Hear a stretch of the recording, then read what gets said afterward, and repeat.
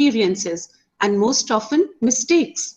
Like the first time we tried to ride a bike and almost crashed into the road, or when we tried to swim and almost drowned.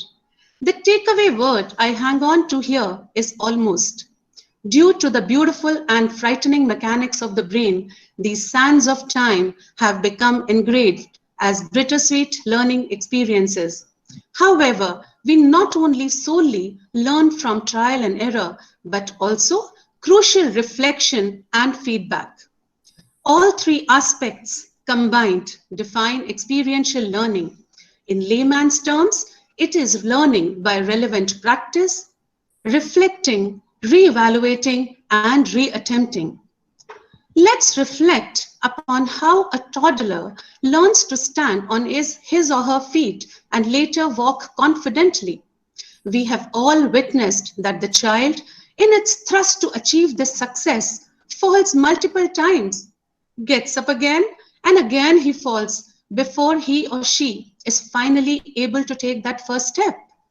If one was to observe very closely, such a young child too, without realizing on the formal terms such as reflection and analysis, makes some sense of the reason behind his or her fall many a times. If we take a closer look at this video, we will find that how the child tries to maintain his balance first before he starts to walk. Now the question that arises is that why is it that the baby is not scared of falling and is willing to try again and again? Probably because the fear of failing doesn't grip the little one. Then why is it that students appearing for boards attempt suicides because of the fear of not meeting the expectations? One reason that comes to my mind is that somewhere we as teachers have not been able to teach them to handle failure as an opportunity to improvise, learn, and rise again. Learning is an ongoing process. We learn as students, teachers, parents, educators, and as humans. What is the fun if we are only able to work or read others' experiences rather than living them ourselves? As has been rightly quoted by Rabindranath Tagore, you cannot cross the sea merely by standing and staring at the water. We have our roots embedded in the Gurukul system of imparting education in ancient India. That system was entirely based on experiential learning, though at that time, this kind of nomenclature did not exist. Quoting an example from the epic Mahabharata, do you feel Arjun would have been able to shoot the arrow exactly in the eye of the fish if he would have just read about it or seen somebody doing it?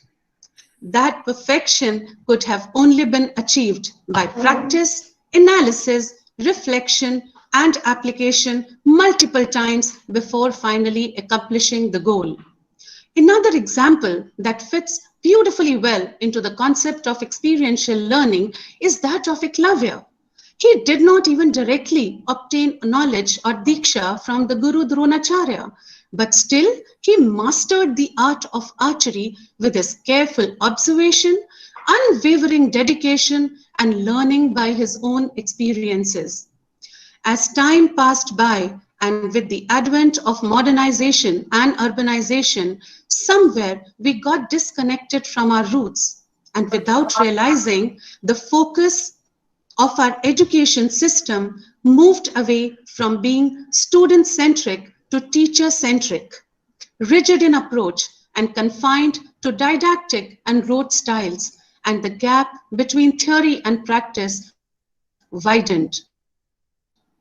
One very relevant example to quote here is that of writing leave applications. I clearly remember that my father, who was a government officer, would often share that most of the people reporting to him did not even know how to draft a leave application even after being graduates or postgraduates. I had just started my career that time and would laugh at him saying that, Papa, please send them to my school. We would teach them the same as this topic is taken up as early as grade 3 in our school. Over the span of these years, Somewhere we all have realized that it's actually true that most of the children are not able to draft simple leave applications in spite of the topic being covered so well in the class. This difference between theory and practical application of knowledge lays the foundation why experiential learning is the need of the hour. Another very striking example is that of introducing the Braille script to the children. We all tell our students that Braille is a system of raised dots.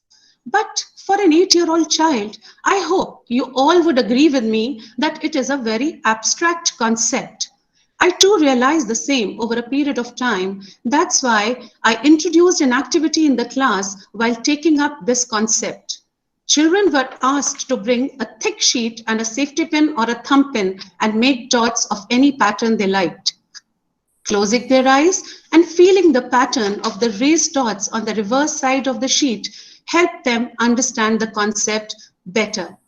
This is just one example. I'm sure there could be many ways that teachers may innovate and create relevant material to provide concrete experiences to their students. Principal ma'am often says that if the learner has not learned, the teacher has not taught. What she implies here is that it's important for all of us to understand and bring about substantial change in our teaching pedagogies and methodologies in order to bring about enhanced learning outcomes amongst our students.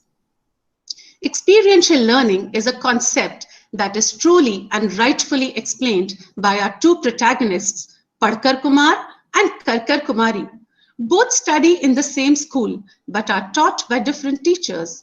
Padkar Kumar and his teachers believe in learning through padhai, but Karkar Kumari believes in padhai with khel and khushi, along with a lot of activities which provide real-life experiences. So for a minute, let's switch roles and assume that we are all students. Tell me honestly, would you like to attend classes along with Padkar Kumar or Karkar Kumari? You may please write your answers in the chat box.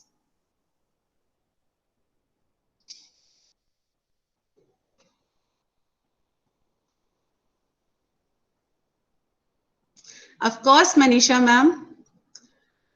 Yes, Leena. Thank you so much.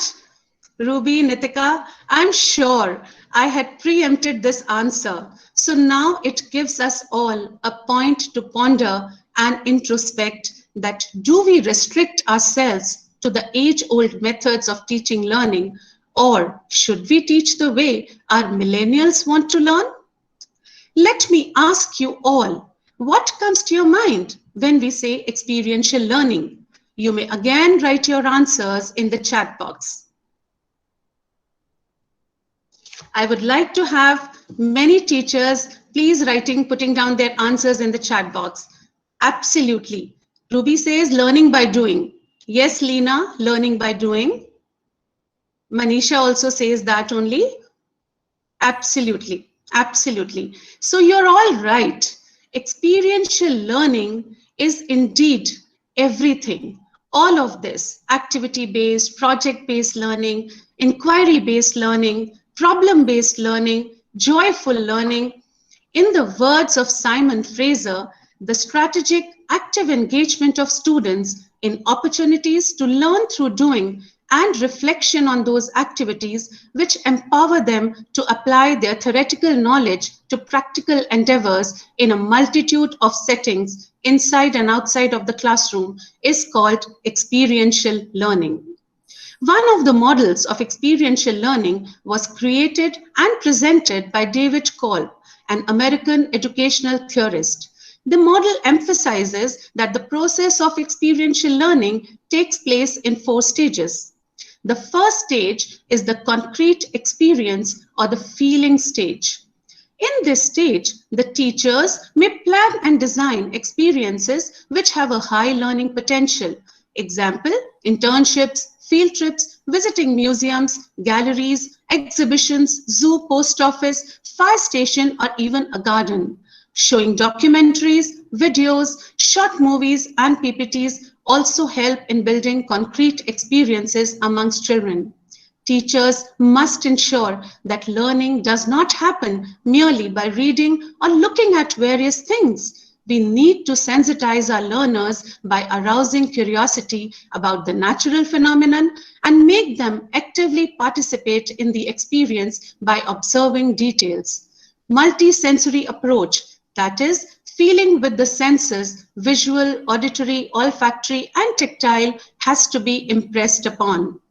Whenever we plan any educational visits or excursions, we must plan a plethora of follow-up activities so that students substantially gain from their experience or visit. For example, after a visit to the National Rail Museum, students may be asked to prepare a presentation on different types of trains, make a model of the train, or a project on the history of engines starting from the steam engines to the electric engines. They may also be encouraged to further explore and develop a model of a train using eco-friendly fuel. By planning the above activities, the teachers would allow the students to recall and reflect upon the information gathered from their museum visit and build upon and strengthen the concrete experiences of the children, which they may later on apply in real life situations. You all must be wondering that since we are all conducting online classes nowadays due to the pandemic, how can we provide our students with such an experience? Dear friends, let me apprise you all that there are many websites and apps available with the help of which we can take our students through a virtual reality tour of museums, art galleries, exhibitions, famous tourist places in India and the world. These websites offer a 360-degree 3D panoramic view of the famous landmarks. For your perusal, I have put some of the websites in the chat box. Moving on to the next stage, that is the reflective observation or the watching stage. In this stage, the learner reflects upon the present by connecting it to his past experiences. Students begin to expand their perspective and develop different points of view and draw new meanings from their experiences. Sometimes many projects or field trips and educational excursions do not yield lasting outcomes because too little or negligible time is given to assimilate and conceptualize the experience. For example, after arranging for a visit to the zoo, which has already provided the students with a concrete experience of watching the animals, observing their color, size, and other details, the students may reflect upon their knowledge and further explore more about their eating habits, natural habitat, animal kingdom, and adaptation of different animals by watching Discovery Channel or Animal Planet. They may even read and research about them in various books and encyclopedias. The information gathered must be shared with peers and teachers through group discussions and presentations. Peer tutoring and brainstorming sessions on the new experience thus acquired will certainly force the learners to reflect upon the information and derive understanding. This stage is crucial, and we must encourage our students to share their ideas and experiences, reflect upon new ideas, and to come up with creative, unusual, and original ideas. Students sometimes feel very shy or stupid to even talk about them, but our support and non-judgmental approach can make a huge difference and might even lead our students to win a Nobel Prize one day. We never know. Moving on to the next stage, that is abstract conceptualization or the thinking stage. In this stage, the learner gathers and analyzes the information in order to draw conclusions. Sometimes it may challenge the pre-existing concept. To get more insight into this stage of learning, let's look at this heart-touching and thought-provoking case study. It was the little boy's first day of school. He was very excited and couldn't wait to start learning new things. He was having a lovely day, and after recess, his teacher said, "Children, now we are going to do some drawing." Good, thought the little boy, as he loved drawing. He got out his pencils and was about to start drawing out a fantastic story about tigers and dragons when the teacher said, Wait, today we are going to draw some flowers. The boy loved flowers, and so he began to draw all different sized flowers with beautiful shapes and colors that his mommy grew in their garden. But then the teacher said, wait, let me show you how to draw a flower. A good flower has 5 petals with a green stem. You can color the petals pink. The boy thought, yes, I can draw a flower like that. So he drew a flower with 5 pink petals and a green stem. Well done, said the teacher, pleased with the little boy's second drawing. The next day, after recess, the teacher once again announced that they are going to do some drawing. The boy, eager to draw something exciting, got ready with his pencil and colors. But before he had a chance to begin, the teacher said, today we will draw a house. The little boy, as excited as he could be, started to draw the backyard of his house with his dog inside the fence. But before he got far, the teacher said, wait, let me show you how to draw a house. You can use a square for the main part with a triangle for the roof. The door can be a rectangle and the windows some more squares. The little boy placed his first attempt in the rubbish bin when he realized that it was not what the teacher wanted. He then set out to work on a square house with a triangular roof. The teacher was very happy with the boy's drawing. As time went on, the boy realized each day after recess was the time for drawing. He learned to sit quietly and wait for the teacher to tell the class what to draw and how to draw it. The teacher was always very happy with his work as he listened very carefully to what she wanted. Then one day, something happened. The boy's father got a job far away, so he had to leave the school and go to a new one. The boy liked his new school and his new teacher. On his first day, the teacher said to the class, please get out some paper. It's time for some drawing. The little boy was happy and he sat patiently waiting to be told what to do next. He waited for a while. Then his teacher came up to him and said, Johnny, why haven't you started your drawing? Because you haven't told us what we are going to draw, replied the little boy. If I told you what to draw, then everyone's picture would look the same and I wouldn't be able to tell them apart, said the teacher. The room would look fairly boring, don't you think? Oh, said the little boy with a confused look on his face. The teacher said with a smile, you can draw whatever you like. The boy's face lit up. Anything? Asked the little boy. Yes, anything, said the teacher. The boy thought for a while and started to draw. My question to you all, what did the boy draw? You may please write your answers in the chat box. I would request you all to participate wholeheartedly.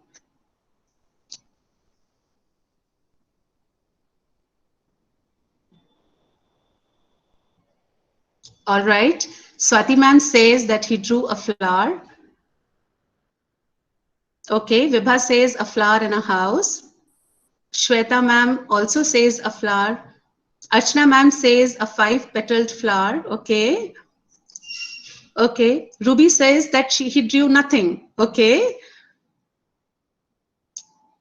All right. I think you've all been very spotty, but the boy drew a flower with 5 pink petals and a green stem. As educators, we must challenge our students' mind to think deeply and link their prior knowledge to other concepts by asking questions, as this will go a long way in developing thinking, imaginative, and creative individuals and give them wings to fly. On the other hand, restricting them to follow the conventional styles or methods with a rigid approach, we may curb their creativity forever, leading the students to become rote learners or mere imitators. Moving on to the last stage of the Kolb cycle, which is the active experimentation or the doing stage. In this stage, the students learn much more than learning by doing. In other words, based on concrete experience, thinking and doing, they are able to create new concepts by active experimentation or application of knowledge. Let us all watch this video to understand how experiential learning takes place in the real world environment. นี่คือเรื่องราวระหว่างฉันกับลูกและสับปะ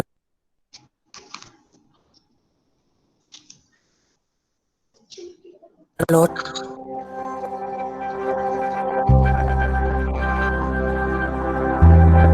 ฉันไม่ได้เรียนหนังสือไม่รู้ว่าต้องพูดต้องสอนแบบไหนฉันรู้แค่ว่าต้องทำให้ดูให้เขาเห็นเป็นตัวอย่าง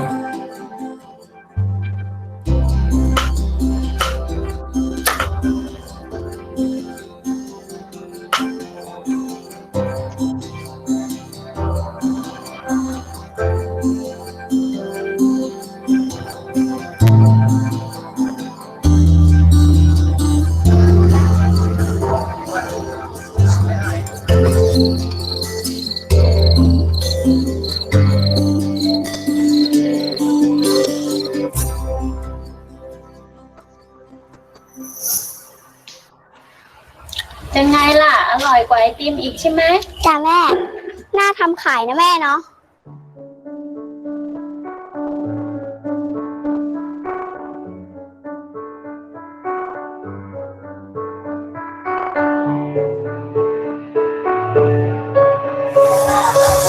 ไอติมสับปะรดนะคะไอติมสับปะรดนะคะไอติมสับปะรดนะคะไอติมสับปะรดนะคะแม่ทำไมไม่มีใครซื้อเลยอ่ะ งั้นลองไปดูที่ตลาดว่าเขาขายกันยังไง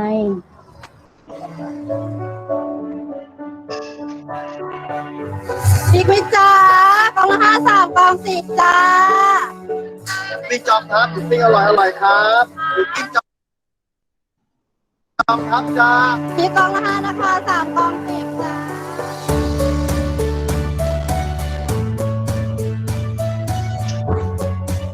สับปะรดเลยค่ะสับปะรดทีละอะไรค่ะไม้ละ5 บาทค่ะ3 ไม้10 บาทนะคะสับปะรดไหมคะ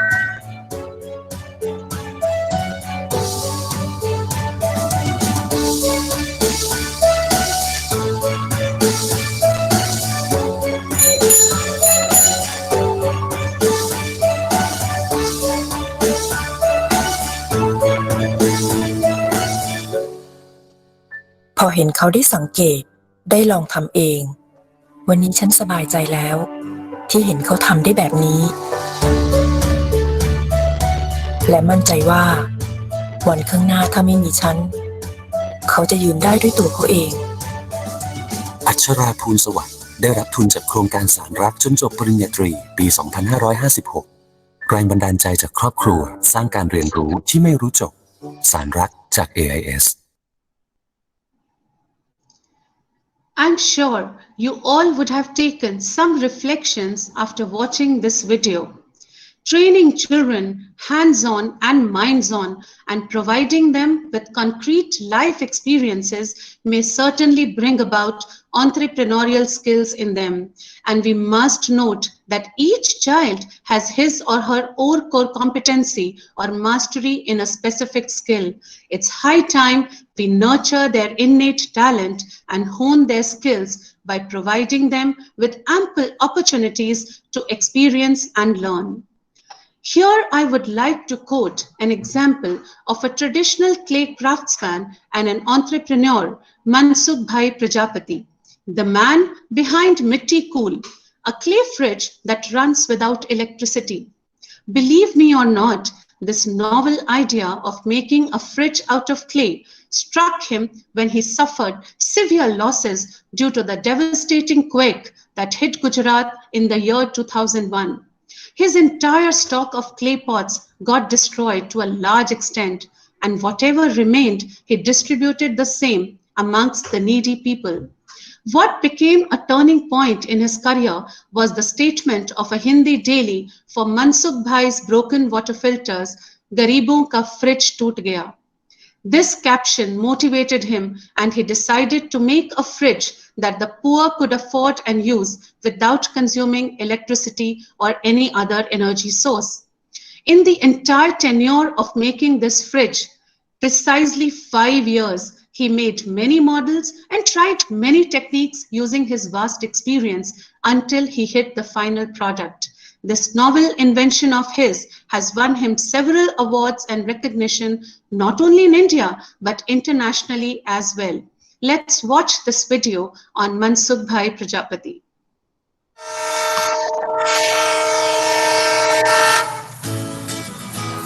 India is a country where anything is possible. जुगाड़ technology से लेकर industry के बड़े बड़े juggernaut तक. पर industry बड़ी हो या छोटी, सपने बड़े होने चाहिए. इंडिया मार्ट का भी यही सपना है कि हर हिंदुस्तानी अपने हुनर और अपनी लगन से खुद को और देश को एक नए मुकाम तक पहुंचाए. बड़े सपने देखने वाले करोड़ों इंडियंस में से एक शख्स हैं राजकोट डिस्ट्रिक्ट के मनसुख भाई राघव जी भाई प्रजापति, जो कहने को तो 10th फेल हैं, पर आज क्ले इनोवेशन की दुनिया में अपनी छाप छोड़ने में वो बिल्कुल फेल नहीं हुए. पहले के जमाने में जो काम करते थे हमारे कुमार लोग, उसके काम की जो मेहनत होती है, मेहनत के बराबरी में पैसा नहीं मिलते थे. इसीलिए मेरा पापा भी मुझको ना बोलते थे कि हमें ये काम नहीं करने का है. लेकिन मैंने ये नहीं सोचा, मैंने ये सोचा कि हमारा जो बिजनेस है उसको हम आगे कैसे ले जा सकते हैं. गरीबों का भी एक स्वप्न होता है कि हमारे घर में फ्रिज है तो बहुत अच्छा है, लेकिन फ्रिज लेने का तो बात छोड़ो, लेकिन ये बिजली का बिल भरने का उसके पास पैसा नहीं होता, इलेक्ट्रिसिटी. तो हमने सोचा ये मिट्टी का एक अगर हम फ्रिज बना दे तो उसका एक स्वप्न होता है वो पूरा हो जाए. बैंक में से 3.5 लाख लेके हमने किलन बनाई, इसकी जुड़ाई बनाई. वो फ्रिज बनाने में कम से कम 4 से 5 साल तक सतत काम किया. तो कम से कम ये 3.5 में से मेरे ऊपर 19 लाख का कर्ज हो गया. जो हम इलेक्ट्रिक फ्रिज यूज कर रहे हैं, इसके अंदर हेल्थ को और पर्यावरण को नुकसान हो रहा है इलेक्ट्रिसिटी की वजह से. तो ये बिना बिजली चलने वाला मिट्टी का इको फ्रेंडली फ्रिज है, जिसका नाम रखा हमने मिट्टी कोल. लेकिन 5 साल के बाद जब मुझको इसमें सफलता मिली ना, तब तक मेरे पास खाने का पैसा हमें कोई नहीं जानता था. इतना हमें बताना पड़ता था कि ये मिट्टी कोल वाला मैं मनसुख भाई हूँ, मेरी प्रोडक्ट ये है. इसके लिए हमें एग्जीबिशन करना पड़ता था. Such inspiring case studies will surely motivate our learners too and inspire them to innovate and create. Another important catch here is to encourage them about skill development. From this one example, one thing is amply clear that Mansukh Bhai, who failed in class 10, used to sell tea on a roadside once. He did not get any formal training on the science behind the cooling of the refrigerator, nor did he attend any engineering classes. Whatever he achieved has been a result of his passion to create something, self-confidence, learning from his own experiences, and practical research, and not to miss from his failures as well.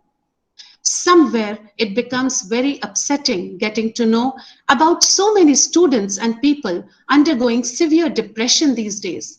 What pains more is that in spite of having very good family background and all possible resources available to them, they resort to such extreme steps.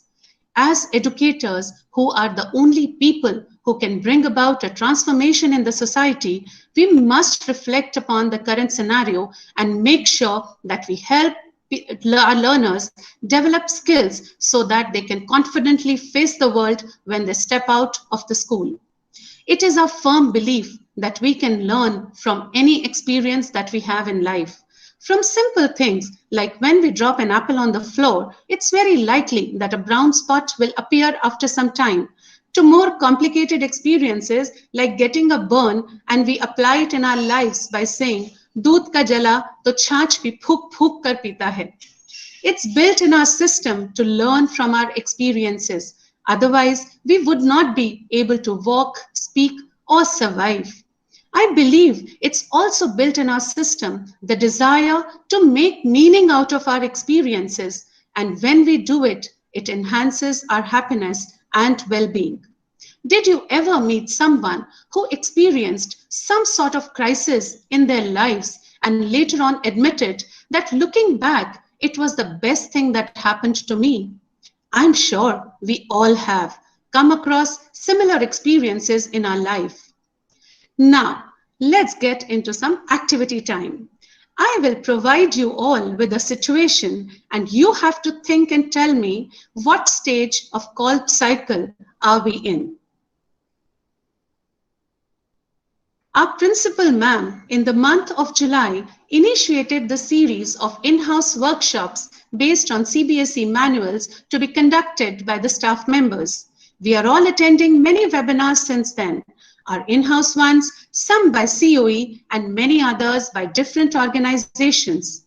Which stage are we in when we attend a webinar? You may please write your answers in the chat box.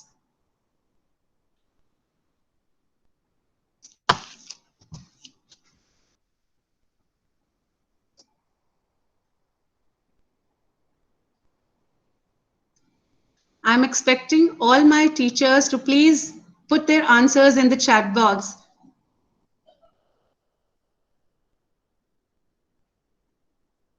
All right. Neha says that it is the concrete experience stage. Aditi also says that it is the concrete experience stage. Ruby says it is stage 1. Samrina ma'am says that it is again concrete experience. Absolutely right. Most of you have guessed it right. It's indeed the first stage. This is the concrete experience stage or the feeling stage. Now you would all wonder why feeling and not watching. It's because the insights gained during the webinar has to be felt and not just watched. Moving on to the next situation. After a lot of reflection and analysis, we integrate more points and facts acquired through peer tutoring, brainstorming sessions, and research work and draw conclusions in terms of how that knowledge may be applied in our teaching pedagogies. Which stage are we in when we do all of this? All right, Leena ma'am says that it is the reflective observation stage. Rukmani ma'am also says that it is stage 2.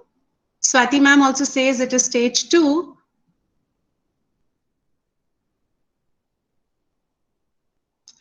Archana also says that it is stage 2. But I believe, ma'am, you people have not guessed it right because it is the abstract conceptualization or the thinking stage. When we come to discuss the second stage, you will feel the difference between these two stages. The third question is that after attending the webinar, we make notes from the screenshots of the slides that we take, recall and reflect upon the important points, and discuss the content with our friends and fellow colleagues to find out more about the topic. The more enthusiastic ones, I'm sure, will get hooked on to Google Baba and other resources too. So in this stage, we are basically reflecting the observations that we gained from our webinars. So this becomes the second stage. Absolutely right, the reflective observation stage. And when you discuss these observations with your friends and you surf more about them, then we get into the abstract conceptualization stage. Thank you so much for your answers. The last question is, we implement our findings and learnings into our classrooms with our students. This one, I think everybody can guess. Yes, absolutely. This one, of course, is the most important and the last stage, that is the active experimentation stage. That was a wonderful response from all of you. Thank you for being so sporty and participative in this activity. Looking at your responses, I'm sure you've all got some insight into the 4 stages of David Kolb's experiential learning cycle. Now, let me draw your attention to certain experiences that are not planned or structured. Sometimes experiences occur in a random manner which also leads to excellent learning among students. The best example of this kind of learning is the Hole in the Wall project. This is a real-life experiment that was conducted by Sugata Mitra and his team at Kalkaji, Delhi in early 1999. Sugata Mitra is an Indian computer scientist and educational theorist. He and his colleagues sunk a computer into the opening of a wall near their office at Kalkaji, New Delhi. The area was located in an expansive slum with desperately poor people struggling to survive. The screen was visible from the street and the PC was available to anyone who passed by. The computer had an online access and a number of programs that could be used, but no instructions were given for its use. What happened next was astonishing. Children came running out of the nearest slum and glued themselves to the computer. They couldn't get enough. They began to click and explore. They began to learn how to use the strange thing. A few hours later, they got surprised to find the children actually surfing the web. They left the PC where it was, available to everyone on the street, and within 6 months, the children of the neighborhood had learned all the mouse operations, could open and close programs, and were going online to download games, music, and videos. They asked the children how they had learned all of these sophisticated maneuvers, and each time they said that they had taught themselves. Interestingly, they described the computer in their own terms, often coining words to indicate what they saw on the screen. For instance, the children's word for the hourglass symbol that appears when a program is thinking was damru. The mouse cursor was called a sui, a Hindi word for needle, or tir, which means an arrow. You all will be surprised to know that the same experiment was then repeated in 2 other locations, in the city of Shivpuri in Madhya Pradesh and in a village called Medantasi in Uttar Pradesh. Both of these experiments showed the same result as the Kalkaji experiment. The children seemed to learn to use the computer without any assistance. Language did not matter, and neither did education. After an extensive research in self-directed experiential learning in many places and through many cultures, it became evident that children's learning may be enhanced manyfold if it is based on their experiences. In this entire process of experiential learning, we as teachers need to support our students. Ask questions to arouse curiosity and encourage them to actively apply their knowledge, assuring them time and again that failing is a necessary part of creating and creativity. Students can feel really exhausted when all their effort is not working. Our role as facilitators is to tell them that they are on the right track and must keep trying. Countries like Finland and Singapore have already taken a lead in practicing and implementing experiential learning at their school education. At Finnish schools, the term outdoor education represents teaching and learning that takes place outside the classroom with the aim to achieve goals and desired learning outcomes. The Ministry of Education has also taken a stand for transforming learning from quantity to quality, more quality and less quantity in education. This is in line with the national vision of Thinking Schools, Learning Nation. I would like to leave you all with the following thought. बच्चों को है यह समझाना, हार जीत से ना घबराना, नए नए प्रयास करें, बच्चों में उत्साह जागृत करें, आइए नई सोच अपनाएं, खेल कूद संग पढ़े पढ़ाएं, हुनर, प्रतिभा और ज्ञान की आभा NEP 2020 से है सबको यह आशा. Now, over to Mrs. Indula Mishra, TGT Science, for taking us forward from here. Thank you, dear Sarika, for that wonderful insight, and good evening to one and all. Now that you have a fairly good idea about what experiential learning is and how it can be so beneficial and life-changing for the learners, let me throw some light on the role of a teacher in experiential learning. Also, how to plan an experiential learning lesson plan and what strategies you can adopt in your curriculum transaction for the same. The strategies may include role play, games and puzzles, field trips, films and documentaries, video projects, guest speakers, portfolios, art-based activities, group learning by students, and peer tutoring, to name a few. I'm sure most of you are already using these strategies.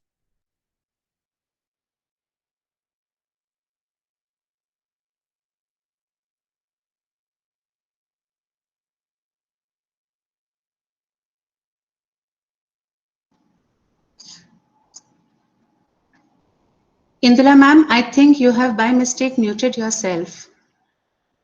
Kindly unmute yourself. Yeah. Thank you. Yeah. Thank you. Most of you are already using these strategies in teaching learning process and must be wondering what's new. Well, then let me throw some light as to how you can convert them into an experiential learning lesson plan. Let me begin with a simple example. How many of you have taken up the hands-on activity of germination of seeds in your class? Can I have some answers? How many of you are doing this activity of germination of seeds in your class?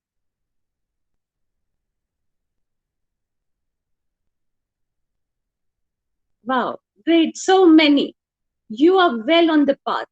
Now my question is, how many of you have reached the next level of the hands-on activity to minds-on in this activity? Let me illustrate. So in case of germination of seeds, if you could divide your class into various groups and tell them to try germinating seeds of wheat, maize, mustard, moong dal, gram, rajma, etc., let different groups germinate different types of seeds and compare the rate of germination. You will see the group with the rajma seeds little disappointed in the beginning as it is taking more time. Let them analyze that if the rate of germination has anything to do with their sizes. Ask them to record their observation about splitting of seeds into 1 or 2 cotyledons. Let them reflect upon why this happens. You can guide them to observe the baby plant or embryo as well as the radicle and the plumule. The concept of geotropism can also be learned by this experiment. Encourage them to discuss among themselves and learn from their peers, and finally guide them how this knowledge can be used for active experimentation. If you take this activity further and take the students to school garden and let them observe leaves with parallel and reticulate venation and guide them to correlate it with cotyledons, their learning becomes concretized. Thus, once the activity becomes minds-on from mere hands-on, it becomes experiential learning for them. Experiences form basis of participatory learning. Participatory learning, therefore, is to be envisioned as a process whereby learner constructs meaning through absorption, interaction, observation, and reflection. If I were to quote Swami Vivekananda reinforced the concept of learning through experiences of life. He encouraged the theory of constructivism, which suggests that humans construct knowledge and meaning from their experiences. He asserted that man-making is the most important component of education.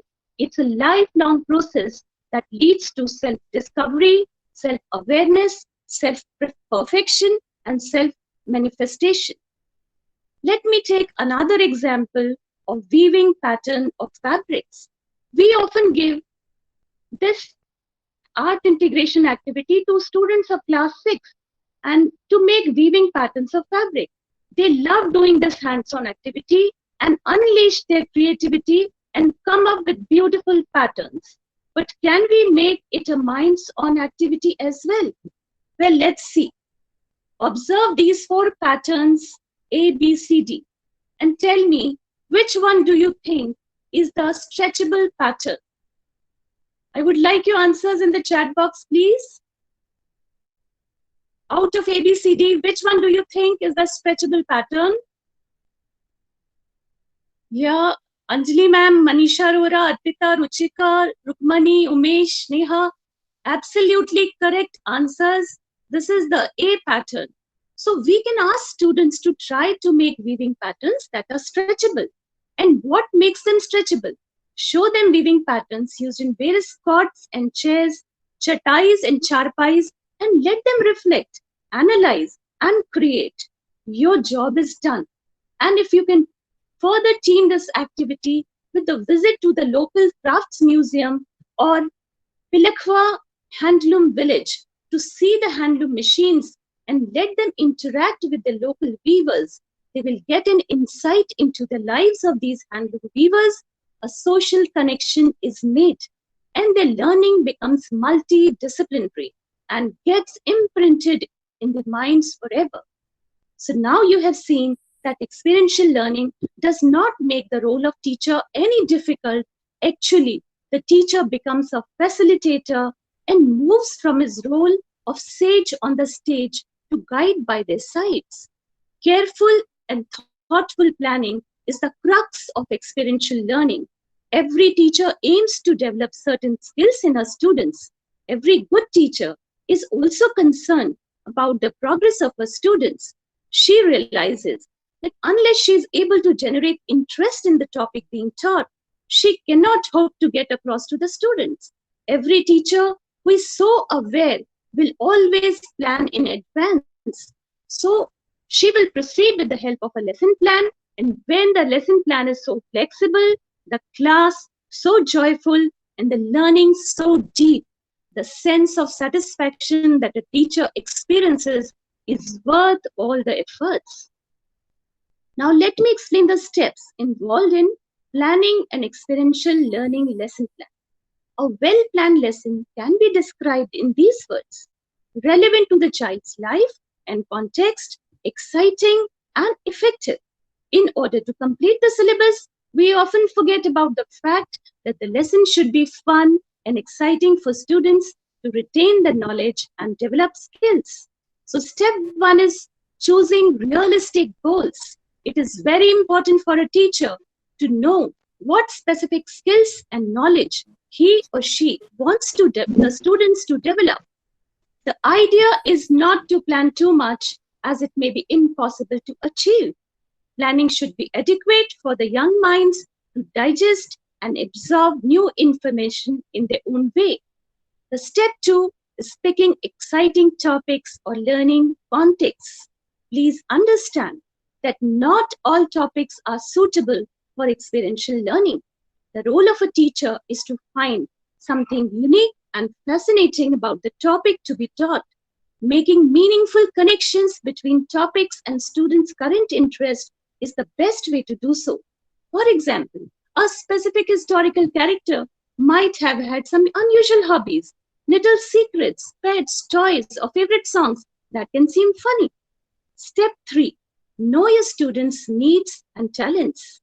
Knowing the above mentioned point helps the teacher to choose learning goals, topics, and teaching approaches adequately, keeping in mind the facts regarding what students are good at, what skills they require to develop, what fascinates them most, and what their preferred learning styles are. Step 4 is to use a range of teaching approaches and methods. A teacher must reflect upon this as to how the lesson will be introduced to create interest and stimulate learners' curiosity. Let us see this video. These are the so-called Magdeburg hemispheres. They're just cast iron hemispheres that mate together. And there's a little bit of wax in here that allows them to seal very well together. And what we're going to do is evacuate the region in between these hemispheres and then see how hard they are to pull apart.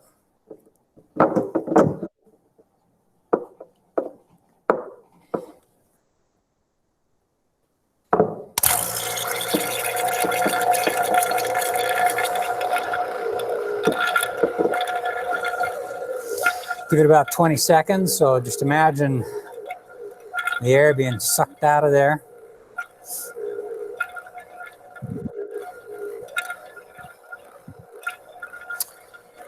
Okay, I'm going to close off the valve now. Turn off the vacuum pump. Remove the hose. And then let me invite, for his cameo appearance, David Evans to use his muscular strength to pull these apart. Exactly.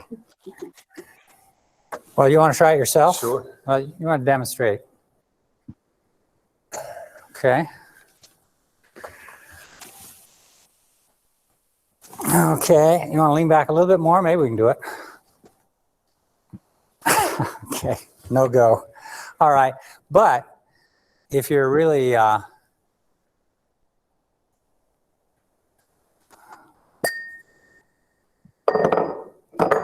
strong like me, you can take them apart. And if you release the air from the interior. So, well, what do you think the professor did when he took the hemisphere behind his back? Please unmute yourself and answer.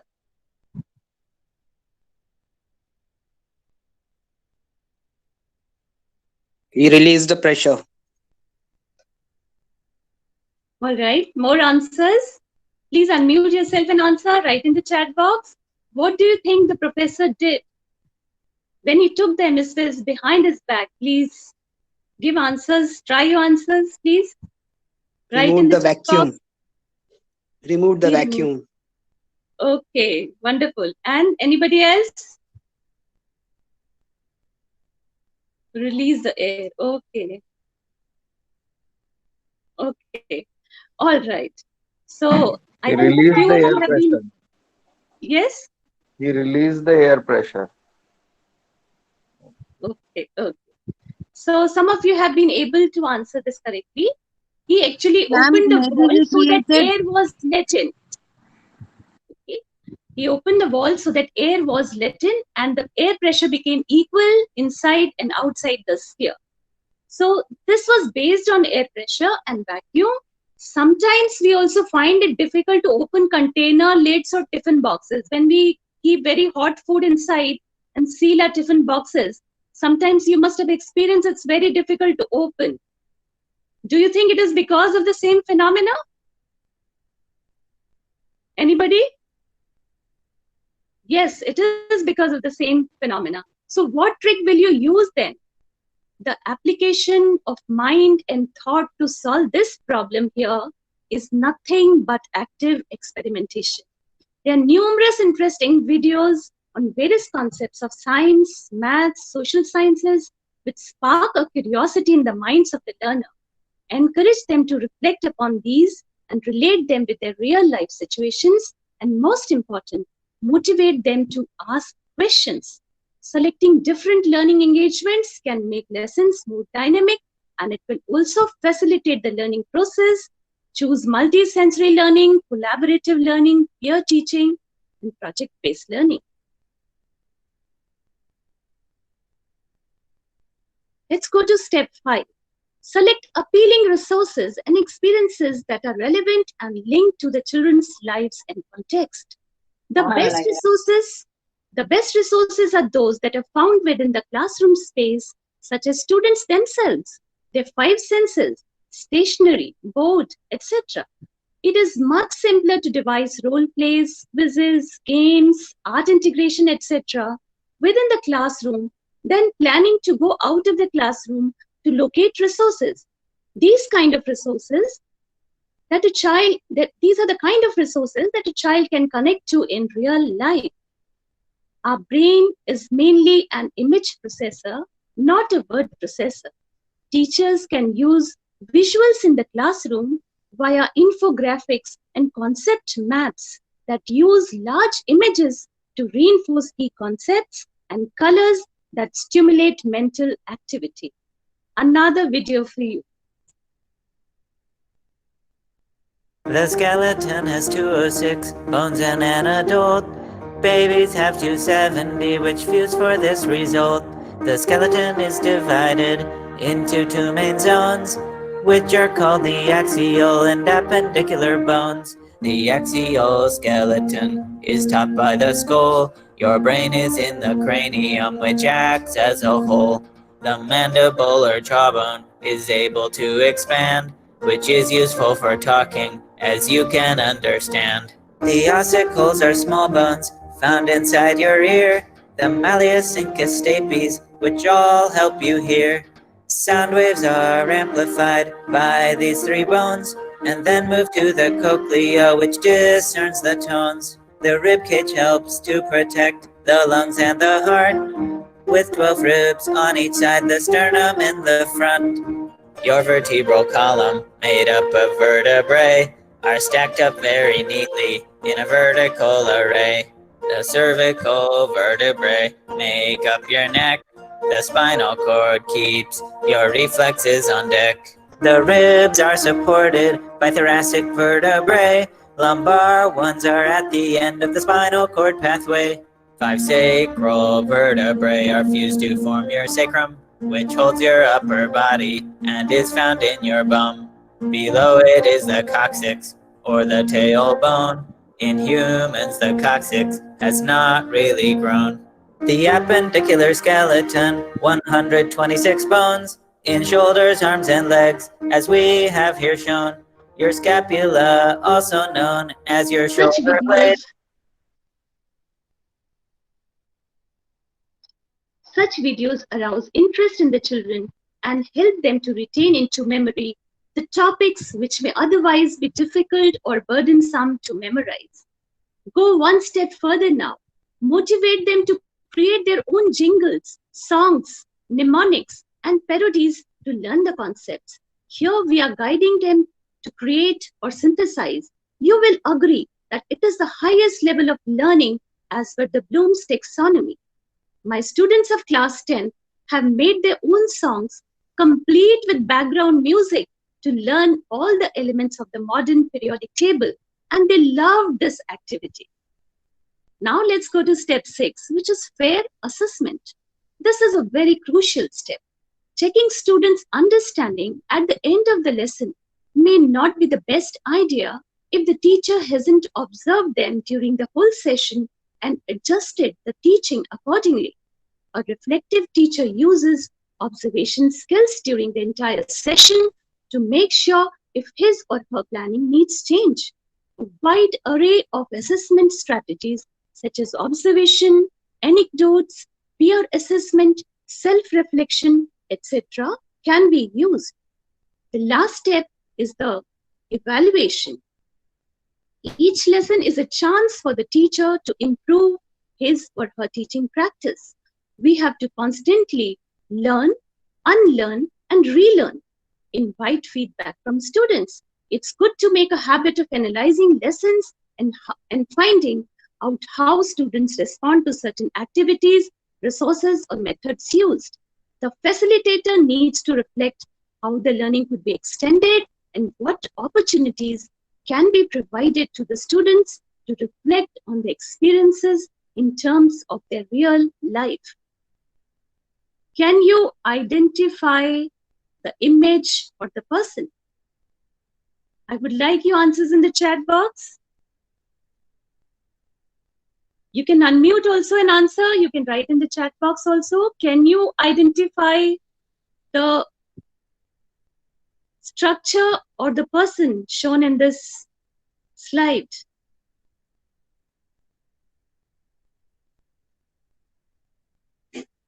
Okay, so I'm not getting answers. I would just wait for one more. It's Sonam Wangchuk, and it's ice sculpture or ice pyramid that they have prepared. Oh, super. Wonderful, wonderful, Anjali ma'am. That's absolutely the correct answer. This is Sonam Wangchuk, and this is the ice. Yes, and it is built under the guidance of Mr. Sonam Wangchuk, who is a teacher, an environmentalist, a scientist, and an entrepreneur. Without using any pipes or expensive infrastructural material, he was able to build this double-story, 64 feet tall artificial glacier which solved the problems of acute water crisis faced by the people of Ladakh during summers. Would you like to know the scientific principle behind this amazing structure? Well, it is so simple that it will surprise you. It is that water seeks its own level. पानी अपना स्तर ढूंढ लेता है. A classical example of experiential learning. Now a quick look at the guidelines for planning and experiential learning lesson plans. A classroom rather. So prefer an art integrated activity, familiarize students with group dynamics, plan flexible seating arrangement, ensure availability of resources, explain expectations from the student, allow students to make mistakes. This is very important. Understand reflection is a must, create a portfolio, assess experiential learning experience. Now I'll just quickly recap the resources that we can use from the immediate environment that are found within the school. Resources found within the school such as green spaces, school playground, computer maths labs, old clothes, discarded objects, school buses, school office, local post office, mom's kitchen, old newspapers, etc. are also very important resources. Sometimes students can be asked to bring simple resources from their homes also. In social sciences, disaster management drills and Model United Nations or MUN character dramatizations are great examples of experiential learning activities which do not require expensive resources. In Hindi, Nukkad Natak, Vaad Vivaad Pratiyogita, Kavita Vachan, Kahani Manchan hardly requires any outside resource but imparts deep and meaningful learning experience. With this, I would now sum up the experiential learning in a nutshell. What it is a pedagogy to make educational environments student-centric, let students control their learning, enable students to think critically, evaluate, make decisions and construct knowledge, make learning experience cooperative, collaborative and independent, bridge gap between theory and practice. What it is not simply doing too many activities in the class, taking students out for a visit without any specific learning aim, utilizing expensive resources for learning, or watching videos in a smart class. And what it leads to? It leads to accelerated learning, safe learning environment, change in mindset, increased teamwork and collaboration, promoting retention and learning beyond classroom. It is the front runner for making the educational system learner-centric and the pedagogy creative and joyful.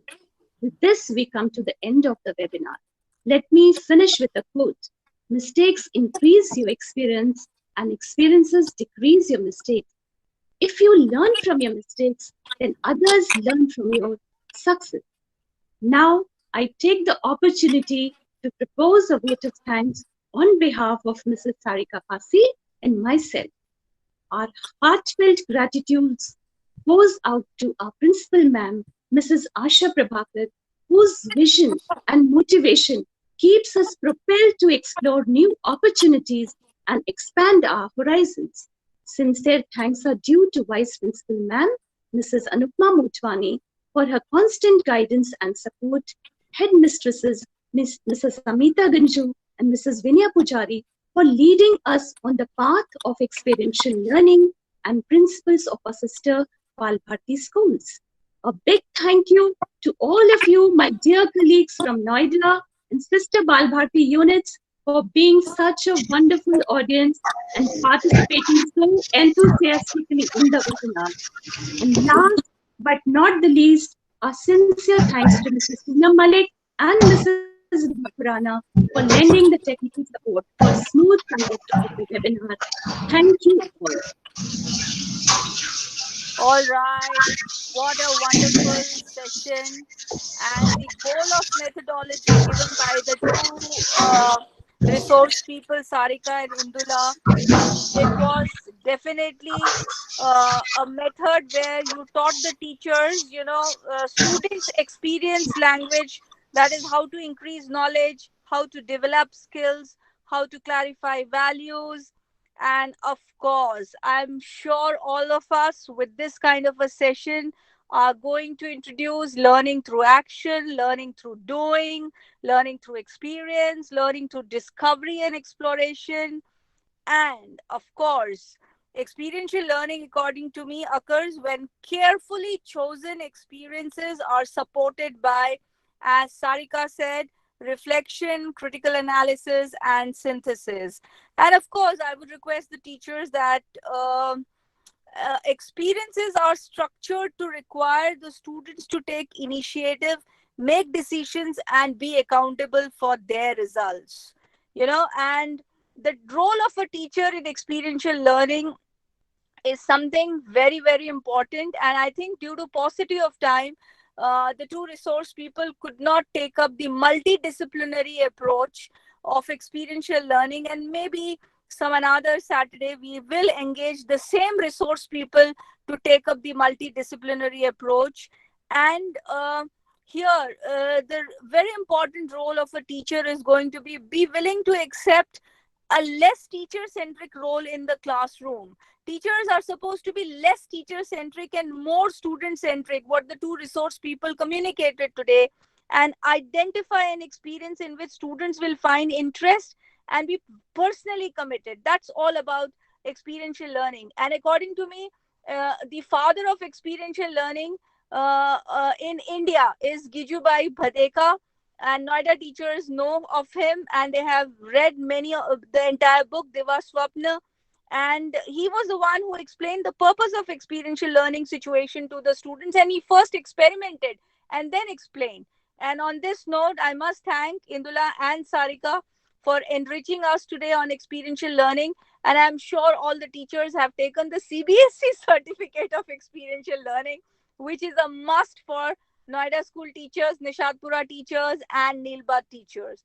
On this note, have a wonderful weekend, all of you.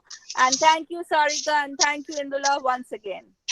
Thank you so much, ma'am. It's only because of your insights and inspiration that we have been able to do so, ma'am. Thank you so much, ma'am. Thank you once again. Thank you so much, ma'am. Thank you, ma'am.